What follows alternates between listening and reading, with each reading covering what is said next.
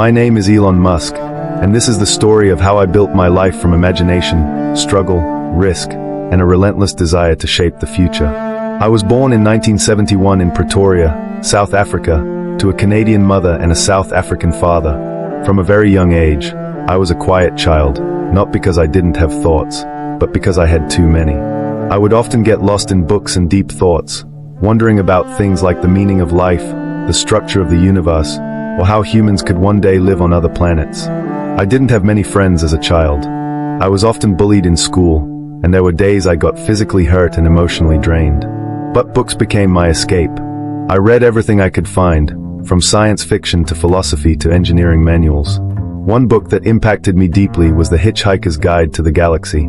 It made me realize how absurd and beautiful the universe is and pushed me to think about solving real problems on Earth and beyond.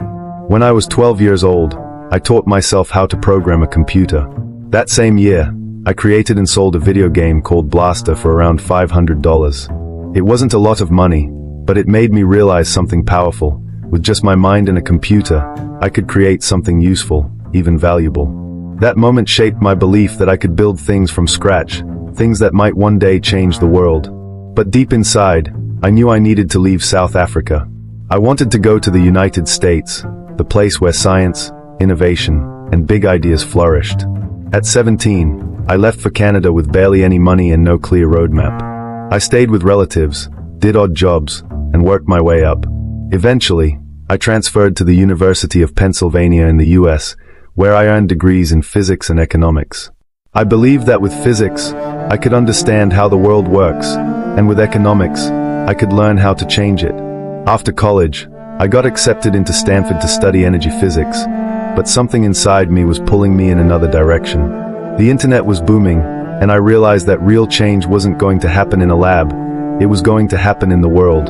So I dropped out after just 2 days and started my first company, Zip2, with my brother Kimball. We had almost no money, no apartment, and I slept in the office while coding late into the night. We didn't even have money for rent. I showered at the local YMCA. But after years of non-stop work, Zip2 was acquired for over $300 million. That was my first real success. But to me, it was just the beginning. With the money I earned from Zip2, I founded a company called X.com, a financial technology startup that later became PayPal. I believed the future of money was online, and I wanted to make it easy for people to send and receive payments across the globe. There were huge challenges and a lot of conflict within the company, but PayPal eventually grew fast and was acquired by eBay for $1.5 billion. Again, I could have walked away. I could have retired young, rich, and safe. But I didn't, because I had bigger dreams. That same year, 2002, I started a company that nearly destroyed me, SpaceX. I didn't build SpaceX because I loved rockets. I did it because I believe humanity must become a multiplanetary species. If something happens to Earth, whether it's a war, a natural disaster, or something we can't even imagine yet, our species needs a backup plan. But getting there was brutal. The first 3 rockets we launched failed. I had spent most of my money on Tesla and SpaceX, and by 2008, I was nearly broke. I had to borrow money from friends just to pay rent. There were moments when everything was on the line. My companies, my reputation, my sanity. But we kept going. That 4th rocket launch was our last shot. If it failed, we were done. But it didn't fail, it succeeded. And that success changed everything. NASA gave us a contract, and suddenly SpaceX wasn't a joke anymore. It was real. At the same time, I was pouring everything I had into Tesla, which I had joined to build electric cars that didn't suck. Back then, people laughed at the idea of electric cars. They said it was impossible to make them fast, cool, or practical. We proved them wrong. But again, it wasn't easy. Tesla came within days of bankruptcy, more than once. The pressure was overwhelming. I worked 100-hour weeks, split between Tesla and SpaceX. I missed holidays, time with family, and often slept on the factory floor. But I believed in the mission. Today, Tesla is helping drive the world toward a sustainable future. But I wasn't done yet.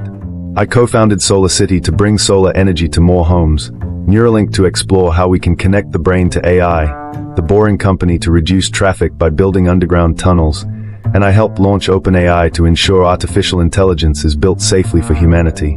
More recently, I acquired Twitter, now rebranded as X, because I believe in the importance of free speech and building a global platform for ideas, payments, and innovation. People often ask me how I've done all this. The truth is, it's not magic. It's not even about being the smartest person in the room. It's about never giving up. It's about solving problems that matter, no matter how hard they are. I've been called crazy. I've been criticized, doubted, even hated. But I've also seen people inspired. I've seen young minds dare to dream bigger because of what we've built. I've made mistakes. I've had failures. I've experienced heartbreak, loss, and burnout. But the goal was never to be perfect.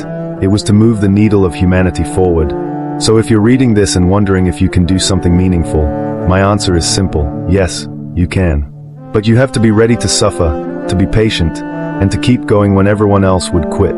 Because that's what it takes to shape the future.